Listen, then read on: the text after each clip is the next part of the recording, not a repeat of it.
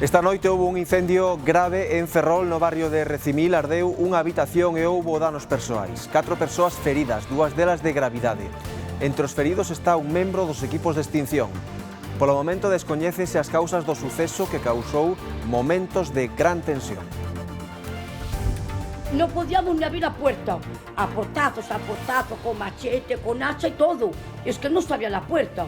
Después vino los bomberos, no sé cómo hizo también, ¡pah! Y la abrió también. El niño está ingresado, pero los que están más es la madre y mi primo también. El niño está quemadito por aquí, que lo miré yo. Tenía por aquí el niño todo entenizado, tenía por aquí todo quemado, la madre echando sangre por aquí. Muy mal, muy mal, muy mal. Saúdos, boas tardes, benvidos ao Galicia Noticias deste xoves 19 de febreiro. A máis dese incendio grave en Ferrol, houbo outro nunha vivenda da Coruña. O lume orixinouse nun patín eléctrico nun piso da rúa Barcelona. Hai unha persoa ferida e numerosos danos materiais. Esta mañá a Policía Científica estivo recollendo mostras no inmoble. Os residentes foron desaloxados e polo de agora non poderán volver á casa. Explotó la batería, exacto. Porque yo estaba durmiendo y oigo a mi nieto que hace y salgo.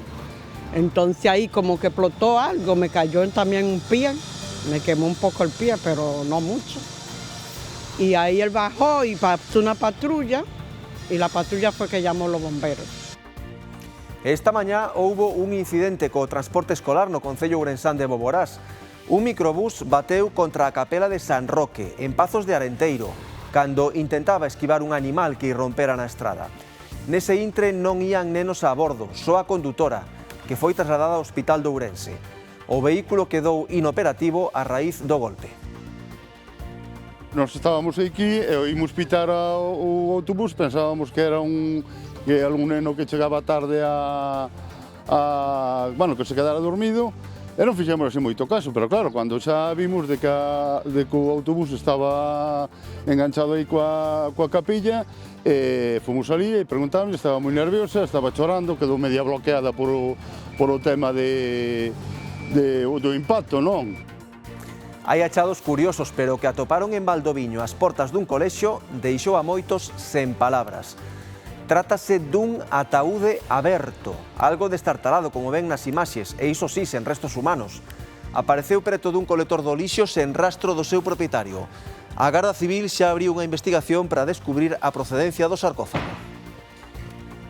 Eu quedeime tonta ya cando dixeron aí que parecera iso. Me parece algo tan... no sé, es que de no creer que un ataúd aparezca así, y el problema que, claro, yo entiendo lo de la Guardia Civil y la policía, no saben cómo comunicar ni saber quién pasó, pero la verdad que algo así tan... Se siente de verdad, está mal da cabeza. Non sei porque non nos podemos aventurar ou porque quen ten un contenedor, un ataúd na súa casa.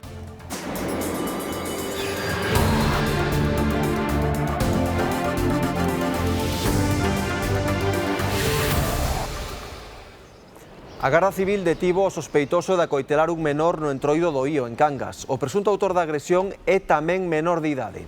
Está previsto que pase a disposición da Fiscalía de Pontevedra nas próximas horas. Os feitos ocorreron na noite do luns. Un mozo de 17 anos tivo que ser hospitalizado tras sufrir unha agresión con arma branca nunha perna. Segundo fontes da investigación, a vítima discutira con outros 2 rapaces, un deles disfrazado cun pasamontañas que lle cravaría un obxecto punzante. En Vigo, a Policía Nacional detivo 3 persoas na desarticulación de varios puntos de venda de droga a pequena escala. Unha delas é un home que se lanzou ao mar para tentar fuxir e quedou inconsciente ao bater contra un pantalán.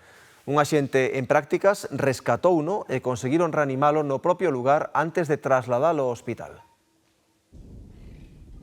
Sucedeu nas inmediacións do Porto Deportivo de Vigo. Axentes de Seguridade Cidadá patrullaban a zona e observaron un posible intercambio de droga entre varias persoas. Cando procederon á súa identificación, un dos homes implicados tentou fuxir saltando dende unha altura de aproximadamente 3 metros. Bateu contra un dos pantaláns flotantes e caeu ao mar, inconsciente e boca abaixo como consecuencia do golpe. Un policía en prácticas lanzouse á auga para rescatalo. Conseguiu sacalo e un compañeiro procedeu á súa reanimación con éxito. O axente tivo que ser atendido ao presentar un forte estado de hipotermia, mentres que o detido foi trasladado ao hospital cando recobrou a consciencia. Noutra das 3 intervencións policiais que nos últimos días supuxeron a desarticulación de varios puntos de venda de droga a pequena escala, as denuncias anónimas dos cidadáns foron determinantes e a información facilitada supuxo a detención dun traballador da contorna portuaria. A Policía Nacional incautouse nestas actuacións de diferentes cantidades de cocaína, éxtase, haxís e metadona, diñeiro en efectivo e outros efectos. En total, 3 persoas quedaron detidas por un presunto delito contra a saúde pública. Suspendido de novo o xuízo contra os 11 acusados de construir narcolanchas en Vigo. É xa a cuarta vez que se apraza esta vista oral que está fixada agora para o mes de abril. Hoxe faltaba na sala un dos acusados que alegou enfermidade. Estaban citados 15 gardas civís para esta primeira xornada, pero finalmente non comezou a vista oral. Un dos acusados alegou estar indisposto en non ter medios telemáticos para conectarse dende Barcelona e poder seguir o xuízo. Son esta semana xa se suspendeu noutras 2 ocasións, por enfermidade dun dos abogados e por non poder chegar a tempo, pero é que xa no mes de novembro houbera outro aprazamento por cambio nunha das defensas. Tentan xulgar unha rede desartellada pola EDOA da Garda Civil durante a operación Endurance. 11 acusados que supostamente fabricaban embarcacións deseñadas para o contrabando e o narcotráfico en naves de Vigo e do norte de Portugal. A Fiscalía pide para eles penas de ata 9 anos de cárcere e multas que suman en total máis de 80 millóns de euros. O Tribunal fixou unha nova data para tentar desenvolver o xuízo na sección quinta da Audiencia Provincial de Pontevedra con sede en Vigo. Sería entre o 9 e o 17 de abril, malia que xa houbo abogados que anunciaron que alegarán por non poder asistir neses días ao xulgado. A Policía Nacional desarticulou en Lugo unha banda que vendía cocaína. Foron detidos 3 homes e 2 mulleres que supostamente distribuían 1 kilo de cocaína ao mes vendendo polo miúdo en barrios do centro e do sur da cidade. Nos rexistros dos 3 domicilios que usaban como puntos de venda, a policía incautouse dun kilo 200 gramos de cocaína. A droga estaba no paquete orixinal, sen mesturar con outras sustancias, polo que unha vez cortada podía duplicar a cantidade de droga que poñían no mercado. 3 dos 5 detidos ingresaron en prisión por orde xudicial. En Santiago, os veciños da rúa Ramón Piñeiro denuncian que unha antiga oficina de turismo en estado de abandono foi ocupada e converteuse en punto de venda de droga. Os residentes na zona piden que se recupere e se lle dea un uso público o inmoble ou que se desmonte e o retiren para evitar esta imaxe de desleixo e usos indebidos. Foi creada como oficina de turismo no Xacobeo 93 na Praza de Galicia. No 2006 trasladouse a esta ubicación ao pé da rúa Ramón Piñeiro e desde entón caeu no esquecemento e no abandono total. Desde hai un tempo os veciños denuncian que está ocupada e se converteu en punto de venda de droga, algo que lles preocupa polo ambiente que xera no barrio, onde hai unha gardería nas proximidades e un parque público. Los que viven ahí y trafican ahí. Van en bicicleta por las mañanas y viven ahí, pero se dedican a otras cosas, porque hemos visto cosas raras. Yo creo que les llaman por teléfono y salen y trafican. Haberá un mes ou mes e pico, está ocupada por unha persona aí que non sei, vexo de vez en cando, vexo que entre sale xente tamén, non sei se hai algo máis, pero non o sei. Romperon a cerradura en un par de ocasións, tamén un cristal, e agora, último, pois chegaron aí, metéronse e incluso enganchou aí a luz aí a esa farola e creo que ya fixaron quitar, claro. Sí que estuvo aí unha xente metida, e veo a policía sacala, e agora parece que non hai nada. Para evitar o progresivo deterioro e a imaxe de desleixo, os veciños propoñen que se lle dé algunha utilidade ou que se desmonte e retire. Xa que a poñen nunha zona de barrio de xente vivindo e ao lado de un parque público como está demais, polo menos que este en condicións, senón que simplemente que a desfagan e que a saquen, non? Deben de quítalo. Que fai eso aí? Es que eso aí no pinta nada, es un nido de ratas, que pasan por aí, las hemos visto por la calle. Estaría moi ben que lle deran unha utilidade, inda que non sexa para turismo, reciclalo para outras actividades. O O asunto abordouse no último pleno municipal onde se explicou que iso constaba unha intervención da Policía Local pero non por narcotráfico. En todo caso, o Goberno compostelán solicitou un reforzo da vixilancia tanto da Policía Local como nacional. Respecto do uso, refiren que non é doado atoparlle un novo destino tras 20 anos de abandono de diferentes gobernos. Ten ademais carencias importantes para darlle unha nova utilidade. O 27 de agosto do ano pasado producíase un atropelo múltiple e intencionado na Coruña, na rúa Juana de Vega. O condutor atropelara 7 peóns que estaban cruzando correctamente a vía. Non morrera ninguén, pero algún dos feridos pasou semanas ingresado no hospital. A galega tivo acceso ao atestado policial, que está listo agora, 7 meses despois. De seguida lles contamos as claves deste documento no Galicia Noticias.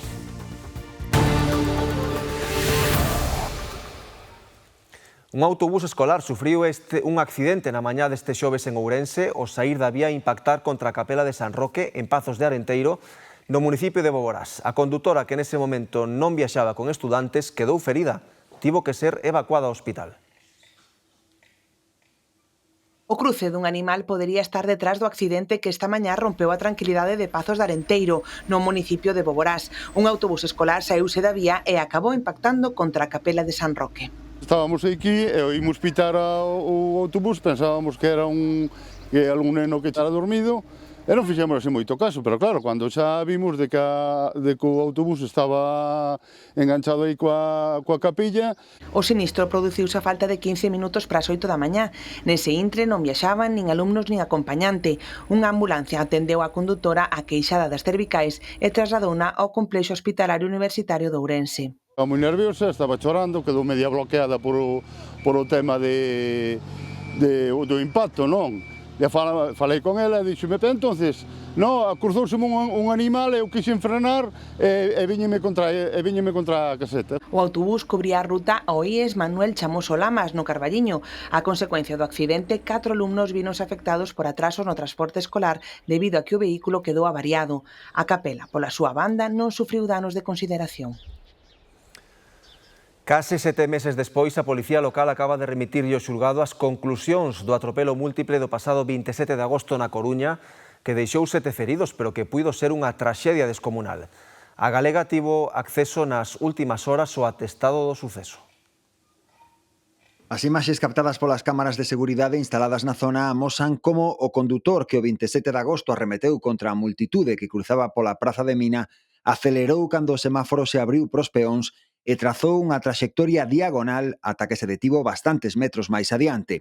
Baixou cos brazos en alto e en ningún momento intentou socorrer a ningunha das vítimas. Escuchamos unos gritos y ya fuimos corriendo a la cristalera y claro, vimos a 2 personas atropelladas con el charco de sangre. Se aproximó a toda velocidad, estaba verde para los peatones y arrolló a una multitud de gente. Segundo o atestado que a Policía Local lle remitiu estes días ao xulgado que instrúe o caso, o que tivo acceso á Televisión de Galicia, houbo 7 feridos, a maioría con múltiples fracturas, traumatismos e contusións.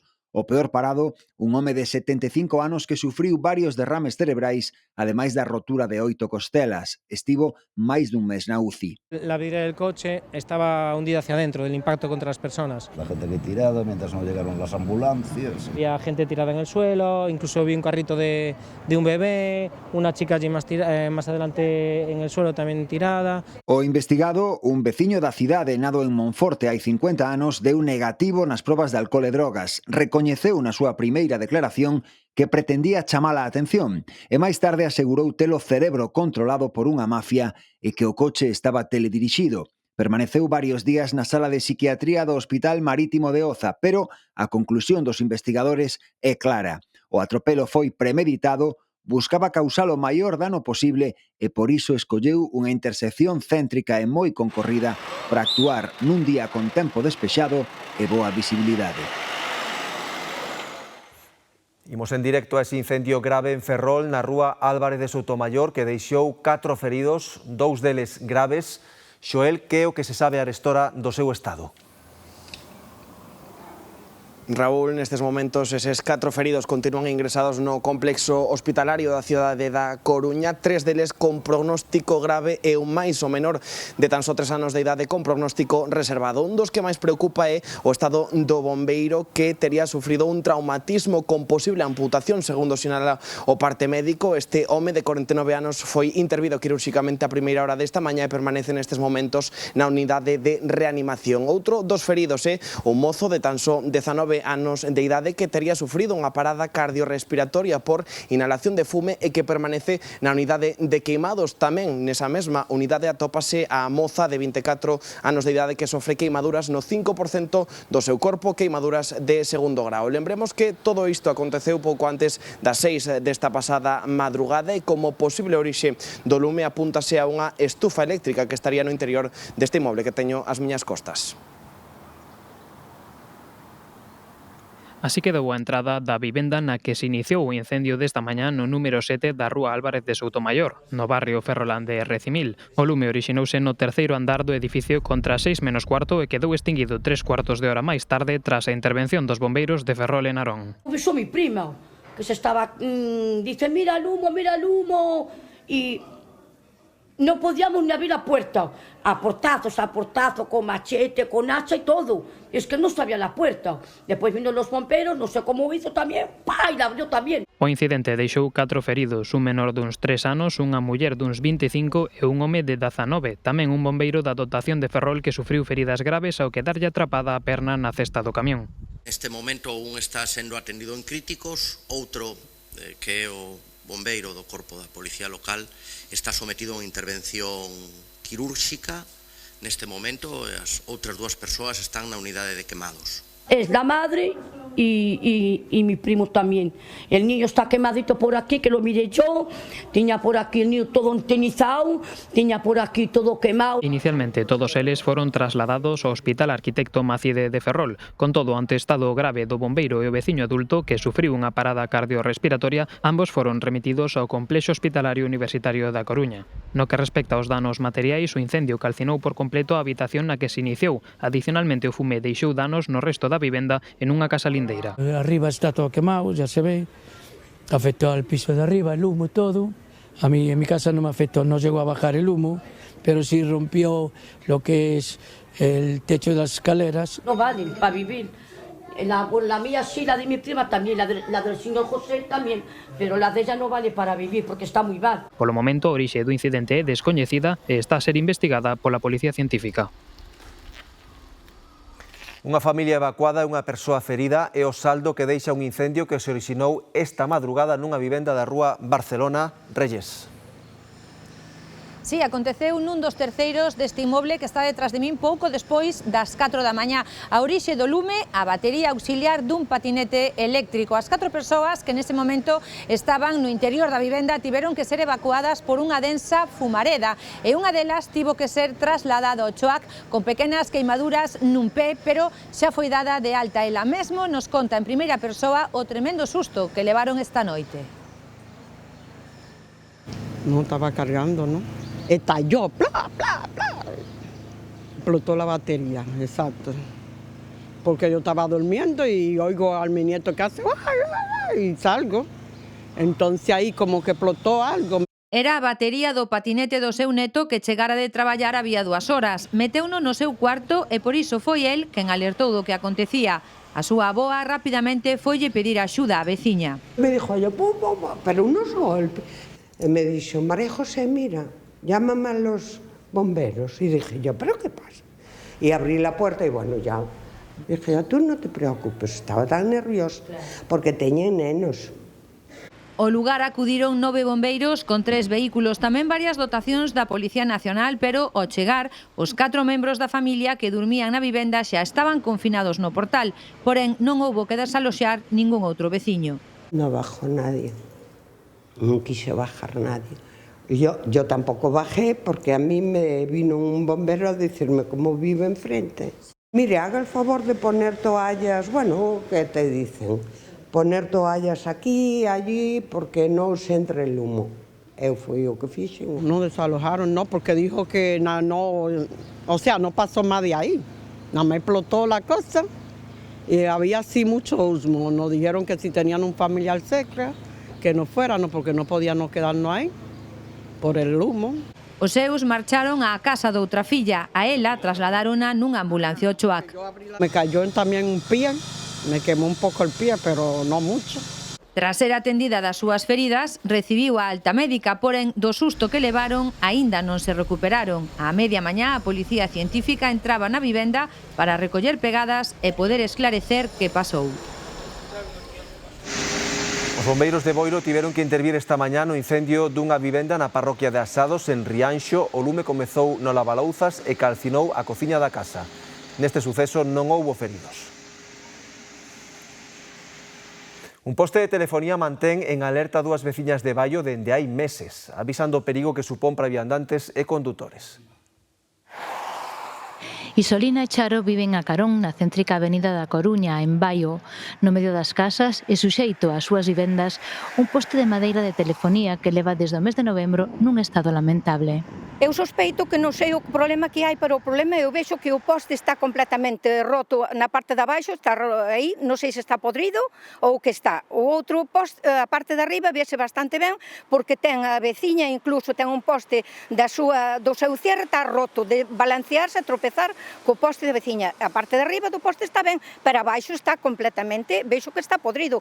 Non sei, eu non sei, pero o poste aí máis está roto, E con tanta borrasca, con chuvia, pero sobre todo co vento que azouta na zona, o poste ameaza con caer á vía, así que levan meses alertando do perigo que supón para viandantes e tamén para os condutores.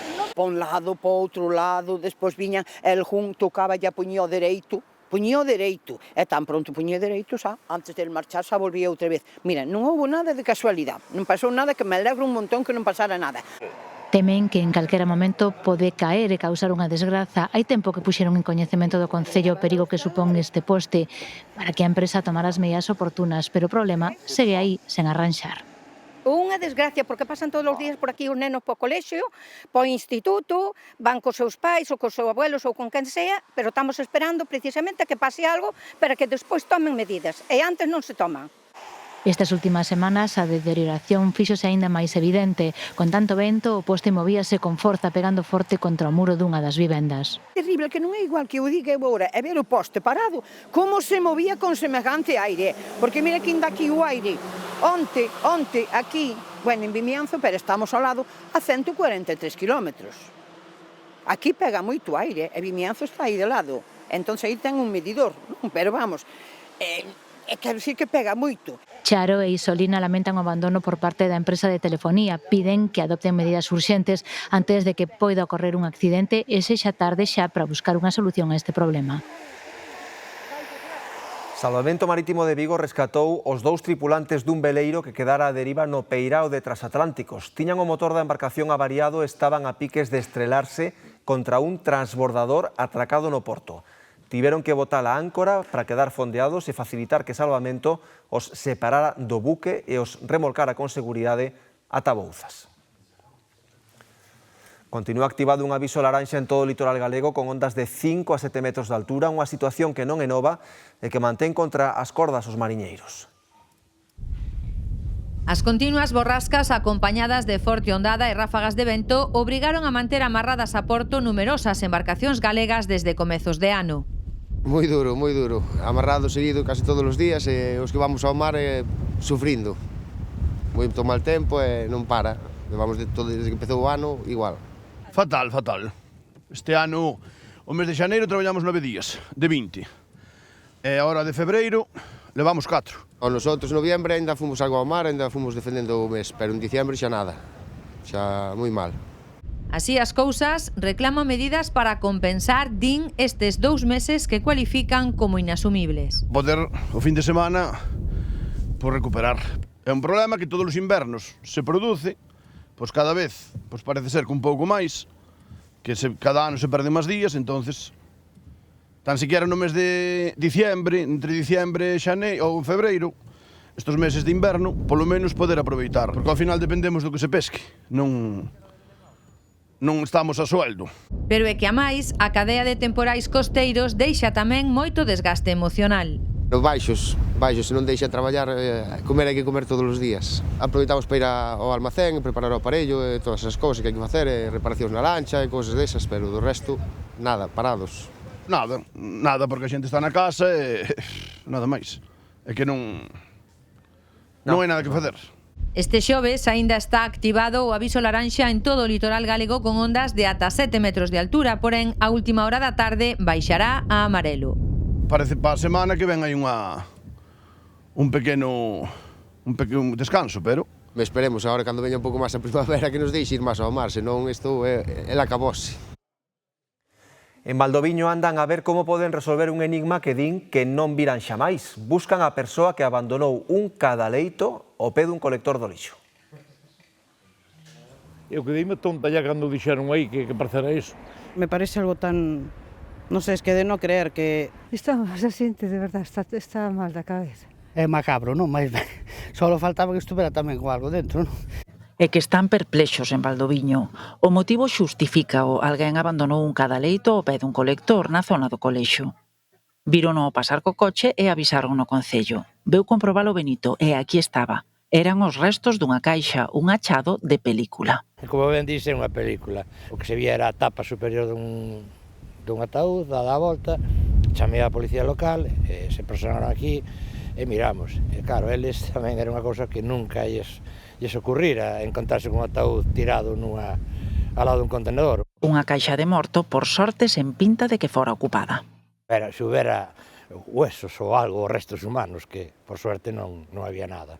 Había un saco, e efectivamente valieramos un saco, pero era a tapicería dos restos que estaban xa espallados por aí. E nada máis. Se non encontrábamos nada, que procederamos a recoller e listo. Nin restos, nin rastro para tirar do fío e tentar resolver o misterio. Casas non hai cerca, e claro, cando tiraron aí, cando tiran o que non deben, nadie debe nada, así que isto supoño que sería, virían cunha furgoneta, con algo, e tiraron aí e xa está. E agora queda un misterio. Un misterio que tamén tenta buscarlle explicación á veciñanza. Dirían que deu uso de carnaval, parece, non sei. Que alguien lo compraría para por si acaso y ahora ha dicho, pues ya no lo uso y lo ha tirado. ¿Quién tiene un ataúd en casa? ¿O quién se le ocurre tirarlo? No sé, no lo entiendo. Es algo que no... Creo que todo el mundo está un pouco en shock. Anécdotas á parte, dende o Concello lembran que hai un servizo de recollida de residuos voluminosos e que hai multa para quen incumpra. Piden colaboración para tentar dar cos donos do cadaleito e cargarlles o morto. Malestar en Lugo entre os veciños do barrio da Milagrosa polo atraso nas obras de peonalización. A reforma comezou en agosto, pero leva parado dende finais do ano pasado.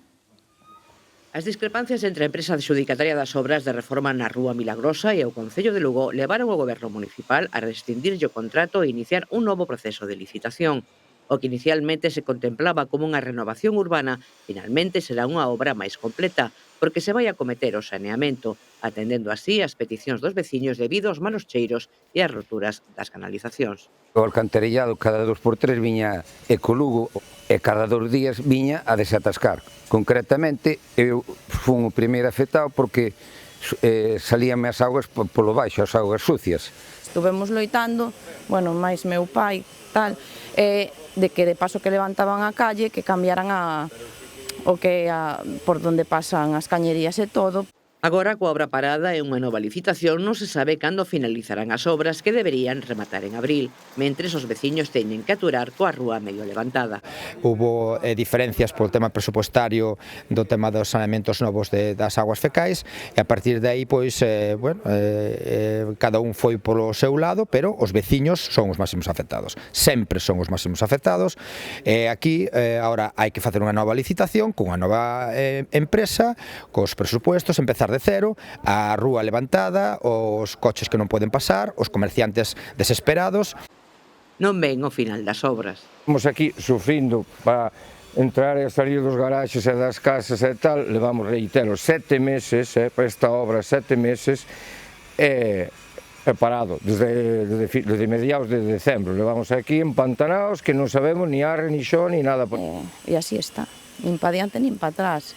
Que a inconveniencia que trae tamén de que unha señora caeu aí na calle, Eu tamén do portal, cando tiñan as tablas, romperon e caín para baixo. Isto vai para largo, polo que se ve. E nos creemos que peligra moito o feito de que no 2026 que poida estar finalizada esta obra. Na rescisión do contrato, o Concello tivo ademais en conta que en decembro só estaba certificada o 10% da obra, cando a esas alturas xa debía roldar o 80%. Levamos días falando do mal estado de moitas estradas con buracos imposibles. Son moitos os afectados polos reventóns. A pregunta é, quen responde por isto? Xa lles adiantamos que a resposta non lles vai convencer. É como ir de oca en oca, pero neste caso de buraco en buraco. Non hai coche que resista, nin sequera este de alta gama que están vendo, un Maserati que quedou sen roda nunha fochanca. É unha roda grande, é roda nova, cortouna non polo desgaste, nin porque tuvera pouca superficie de rodadura, senón porque pillou un burato e aí non hai quen escape. Corta a roda, festide a llanta. Tras o golpe na roda, o calvario da reclamación. Xemos da parte ao seguro, pero non se fan cargo desto.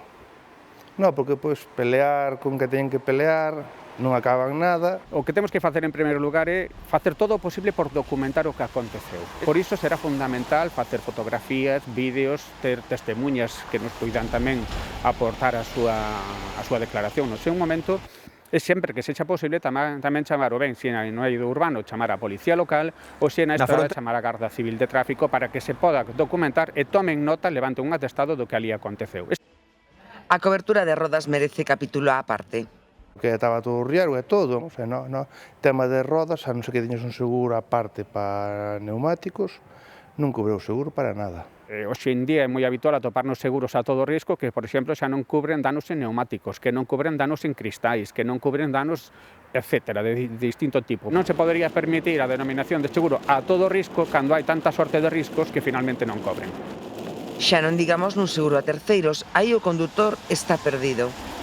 Mal que fan é que o cliente arregla o coche, e que a factura reclama o seguro, e o seguro, pois, eso, reclama co ayuntamiento ou con quen pertenece á carretera. Pero, bueno, eso pode tardar 1 ano, 2, 5 meses, e a veces queda en nada. Entón, ao final, quen carga con ele é o cliente. Mais alá dos reventóns, amortecedores, está o desgaste acumulado no día a día. Queixanse, sobre todo, os profesionais do volante. Estamos atopándonos co problema de demostrar os danos acumulativos que están sufrindo. Non estamos a falar simplemente dunha fochanca, non, senón de un firme en mal estado que é moi difícil conseguir que a Administración asuma a responsabilidade. A espera do parcheo non queda outra que ir de lado ao lado do carril para non deixar a roda a medio camiño. Na fronteira entre Galicia e Portugal mantense unha intensa relación comercial e decenas de veciños portugueses cruzan a diario a raya para mercar a bombona de butano máis barata. De feito, o prezo está case o dobre de caro no país veciño e polo que custa ali unha bombona, entre os 31 e os 34 euros, levan dúas. A gasolineira de Arbo é un dos lugares habituais onde a veciñanza de Melgaso merca o gas e tamén o combustible. As matrículas portuguesas son xa habituais nesta gasolineira de Arbo. Veñan repostar combustible, pero nos últimos tempos intensificouse a venda de bombonas de butano e propano debido ao alto prezo do outro lado da fronteira. Bastante máis. Que están moi caras. Vale como nos 30 e tantos. E aquí? Aquí vale 17 e algo. Do lado lá está máis caro, sí. Aquí sempre é máis barato un bocado. O diesel, gasolina, está todo máis caro. E o gás tamén é máis barato aqui do que lá. Com a garrafa de lá dá para comprar 2 aqui. E até agora tem faltado, agora nem sei se há.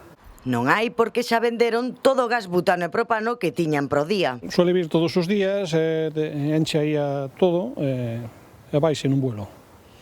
Veñen os portugueses e acaban con el. Alá, según eles, dicen que unha botella de butano anda nos 34 euros ou algo así, e nos aquí pois temos a 15,60. Juan, o gasolineiro, di que a maioría dos seus clientes veñen de Melgaso a pouco máis de 2 kilómetros daqui porque tanto polo prezo da bombona como o combustible din que compensa. Compensa completamente. 90% da população vem aqui. Tenho vizinhos que vão lá comprar, eu às vezes vou com eles e em Espanha metade do preço. É gás e gasolina. E gasóleo, é tudo em Espanha, até os táxis. Vão lá. É verdade. aqui está muito mais caro. E ainda foi no fim de semana passado, estava 10 cêntimos de diferença. Sí, butano, propano, eso está sempre a tope. Cruzar a raya para forrar non é algo novo, pero este inverno o comercio transfronteirizo volve coller forza na contorna de Arbo. E xa que veñen, moitos fan a compra completa, o gas, a gasolina ou o gasóleo.